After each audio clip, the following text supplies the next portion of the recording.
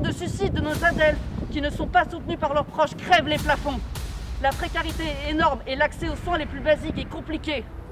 La psychiatrisation forcée de plein d'entre nous est encore d'actualité.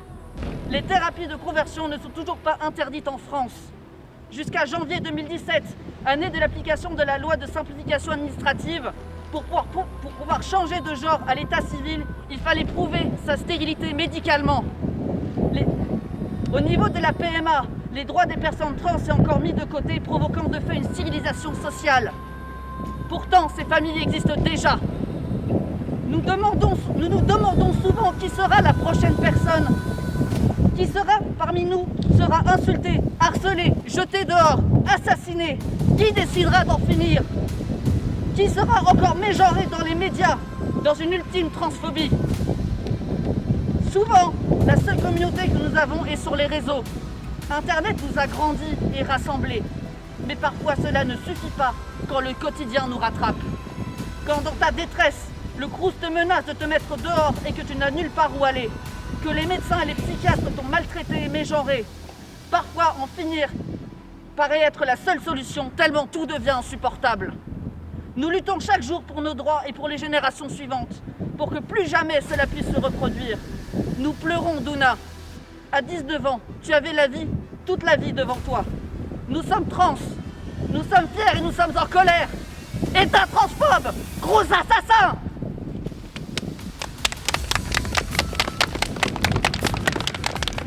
Nous nous trouvons ici parce qu'il y a quelques jours, nous avons appris la mort de Donna. Douna était une étudiante trans de 19 ans qui vivait à Montpellier, dans une résidence universitaire appartenant au Crous. En situation de détresse psychologique, quelques jours avant sa mort, elle a été accueillie de manière tellement transphobe par le service des urgences qu'elle n'a pas pu recevoir les soins dont elle avait besoin. Et dans la lancée, le Crous de Montpellier n'a rien trouvé de plus délicat à faire que menacer de l'expulser dans son logement si elle n'arrêtait pas avec ses crises. C'était le 23 septembre. Et quelques heures plus tard, Douna a définitivement mis fin à ses jours à la gare de Montpellier.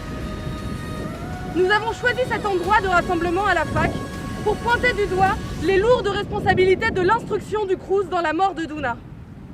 L'insensibilité dont ils ont fait preuve à Montpellier nous rappelle le geste de Anna, un étudiant précaire de Lyon qui, après avoir perdu sa bourse en novembre dernier, s'est immolé devant le Crous.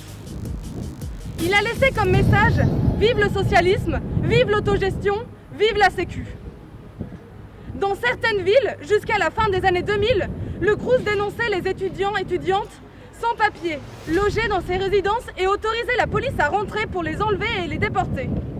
Si cette pratique n'est plus autant d'actualité maintenant, c'est juste parce que l'administration universitaire est arrivée à travers les contrôles administratifs à empêcher désormais l'accès au logement aux étudiants et étudiantes sans papier qui se retrouvent donc maintenant dans des situations encore plus précaires. La mort de Douna nous rappelle tristement celle encore récente de Laura et Mathilde et de toutes les autres femmes trans qui nous ont quittés, tuées parfois, comme Douna, par la transmisogynie, la psychophobie et la précarité. Mais aussi par le racisme, l'homophobie, le patriarcat, le colonialisme, la police, les clients de la prostitution et les lois qui empêchent d'exercer ce métier de manière plus sûre. L'école, l'institution familiale, le capitalisme. Et la liste ne s'arrête pas là. Nous ne connaissions pas Douna, personnellement. Mais si nous avons été touchés par sa mort, c'est parce qu'elle nous rappelle encore une fois à quel point le monde qui nous entoure en a rien à foutre de nous. Que nous soyons des femmes trans, des précaires ou des personnes qui en chient avec leur santé mentale. Mais aussi parce qu'elle nous rappelle toutes les fois où nous avons été poussés à bout de notre envie de vivre, de notre santé mentale par les insultes quotidiennes, le harcèlement dans l'espace public, les humiliations sur nos lieux de travail et le mépris à nos égards des milieux médicaux. Et aussi parce qu'elle nous rappelle toutes les fois où nous avons subi ces humiliations et ces violences et que personne autour n'a réagi, comme si la violence que nous subissions était de notre faute, parce que nous refusons d'être invisibles et de rester cachés dans notre placard. Comme si, par notre existence, nous méritions non seulement votre violence, mais aussi votre indifférence. Si nous sommes ici, c'est aussi parce que le traitement médiatique de la mort des femmes trans est toujours déplorable et insultant. La presse présente les femmes trans décédées comme des hommes, voire des hommes déguisés. Même après notre mort, nous ne sommes que très rarement respectés. Si nous sommes ici, c'est parce que Douna avait écrit sur Facebook dans un post qui dénonçait les violences faites aux femmes trans que si elle mourait et qu'elle était mégenrée, elle voulait qu'on fasse péter un scandale. Le Crous de Montpellier a poussé Douna au suicide. Les journaux qui l'ont présenté comme un homme après son décès ont sali sa mémoire. Elle, Laura, Mathilde et toutes les autres ont été victimes de meurtres transmisogynes de la part de l'État français. Pas d'oubli, pas de pardon.